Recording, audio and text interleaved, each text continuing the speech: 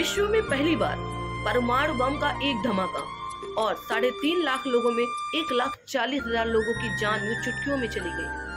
उसके 3 दिन बाद ही एक धमाका नागासाकी में हुआ और लगभग 70,000 लोगों की जान चली गई और लाखों लोग गर्मी की उष्मा के कारण त्रस्त हुए और अपनी जान गंवा बैठे।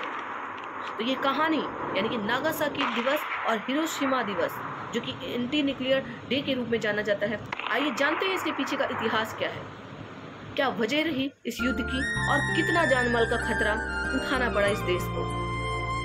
तो इसके लिए वीडियो को पूरा जरूर देखिएगा, चैनल को सब्सक्राइब करना बिल्कुल भी मत भूलिएगा ताकि आपको स्पेशल डे इवेंट की वीडियोस ऐसे ही मिलते रहे।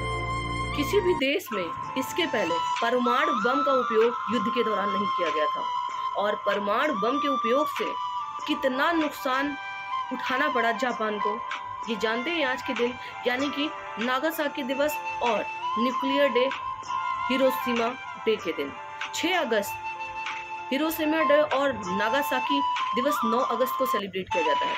उसके पीछे वजह है कि इतना बड़ा विध्वंस जिसमें आर्थिक और मानवीयता की क्षति हुई, इतने लोगों का अंत हुआ जो शायद उसकी क्षति को कोई समझ नहीं सकता और उसकी क्षति को कोई भी पूरा नहीं कर सकता।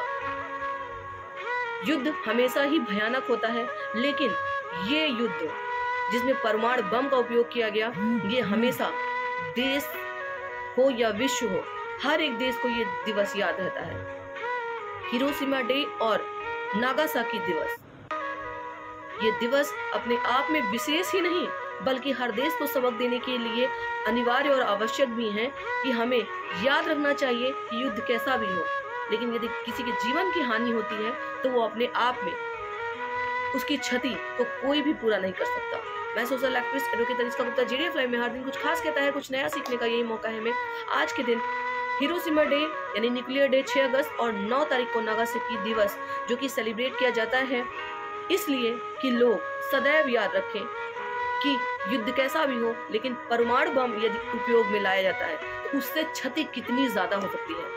जापान में हिरोशिमा डे में लगभग वहां पर 3.5 लाख लोगों की जनसंख्या थी, लेकिन एक ही धमाका और सब कुछ तहस नहस, लगभग 1,40,000 लोग एक साथ मर गए और उसके 3 दिन बाद एक धमाका नागासाकी में हुआ जिससे लगभग 70,000 लोगों की जान गई। वहां उत्पन्न ऊष्मा और गर्मी के कारण लाखों लोग बीमार हो गए और ये क्षति कभी भी पूरी नहीं की जा सकती, ये अपूर्ण क्षति है। तो आइए जानते हैं नागासाकी और हिरोशिमा दिवस मनाए जाने के पीछे क्या उद्देश्य है और इसमें किस तरीके से और कितनी क्षति हुई। इस वीडियो को जरूर शेयर करिएगा क्योंकि हर दिन कुछ खास कहता है कि स्पेशल डे इवेंट वीडियोस आप तक मैं पहुंचाती रहूंगी। और वीडियो को शेयर करिएगा, चैनल को सब्सक्राइब करना बिल्कुल भी मत भूलिएगा। हिरोशिमा पर 6 अगस्त का सूरज तो आया, लेकिन न जाने कितने घरों के उजाले लेकर चला गया। लाखों लोगों की जिंदगी का सूरज डुबा दिया गया। एक ऐसी घटना ने विश्व को सदैव के लिए दहला दिया। हिरोशिमा डे हर साल 6 अगस्त को मनाया जाता है। यह उस दिन को स्मरण करने के लिए मनाया जाता है जब सन 1945 में 6 अगस्त को अमेरिका ने जापान के हिरोशिमा शहर पर आसमान से परमाणु बम दाग दिया। उसी साल तीसरे दिन 9 अगस्त को दूसरे शहर नागासाकी में फिर और एक बम फेंका गया, इसलिए 9 अगस्त को नागासाकी दिवस भी मनाया जाता है। इस हमले से जरूर दूसरे विश्व युद्ध का अंत हो गया, पर हिरोशिमा और नागासाकी दोनों शहरों को इस युद्ध ने पूरी तरह से तबाह कर दिया। एक अनुमान से करीब 2 लाख लोगों की जान चली गई। यह पहली बार था जब विश्व में परमाणु बम का उपयोग किया गया। हिरोशिमा डे को सभी परमाणु हथियारों पर प्रतिबंध लगाने, मारे गए लोगों के लिए प्रार्थना करने और दुनिया भर में परमाणु चर्चा और प्रदर्शनों के माध्यम से युद्ध और हिंसा को समाप्त करने के लिए 9 तारीख को नागासाकी और 6 तारीख को हिरोशिमा दिवस के साथ साथ एंटी न्यूक्लियर डे भी मनाया जाता है, जिससे कोई भी देश इस तरीके के घातक परमाणुओं का उपयोग ना करे। सन 1945 में अमेरिका ने अपने B-29 बॉम्बर से जापान के शहर हिरोशिमा में परमाणु हमला किया। इस हमले में 90% शहर तबाह हो गया और करीब 80,000 लोगों की तुरंत मौत हो गई, जबकि 35,000 से ज़्यादा लोग गंभीर रूप से घायल हो गए। इस हमले का असर आने वाले समय पर भी देखा गया और वहाँ के लोगों को गंभीर बीमारियाँ भी देखने को मिली। उन बीमारियों से हज़ारों लोगों की मौत हो गई। जो परमाणु बम हिरोशिमा पर गिराया गया था उसका नाम लिटिल बॉय रखा गया। ये एक यूरेनियम बम था।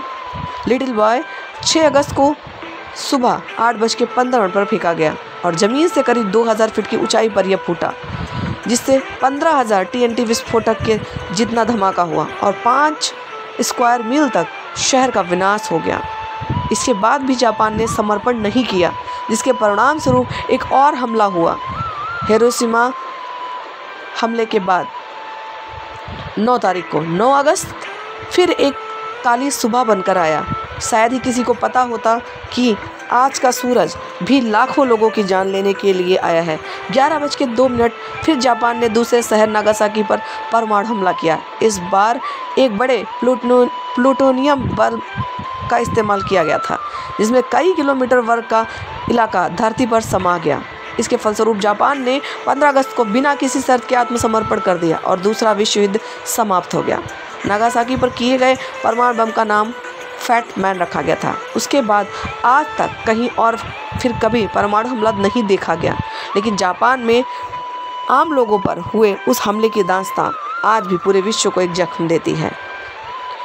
दूसरा विश्व युद्ध जापान के खिलाफ अमेरिका और उसके सहयोगी देश जैसे ब्रिटेन सोवियत संघ का था। जापान इस युद्ध में पिछड़ रहा था और कई जगहों से उसे पीछे धकेल दिया गया था। उसके कई सैनिक युद्ध में मारे जा चुके थे, इसलिए उसने अमेरिका पर आक्रामक रवैया अपना लिया। यहाँ तक कि युद्धबंदियों पर भी उसने जुर्म ढाने शुरू कर दिया। अमेरिका इस रवैये को ख़त्म करने के लिए जल्द जापान से समर्पण करवाना चाहता था, ताकि उसकी बहुत सी जान बच सके। ज़मीन से हमला करने में अमेरिका के कई सैनिक लगते और उसके जान माल का खतरा भी ज़्यादा होता, इसलिए उसने परमाणु हमले का निर्णय लिया। कुछ इतिहासकार यह भी बताते हैं कि अमेरिका नहीं चाहता था कि सोवियत यूनियन जापान पर कब्जा करे, इसलिए उसने जापान पर हमला किया।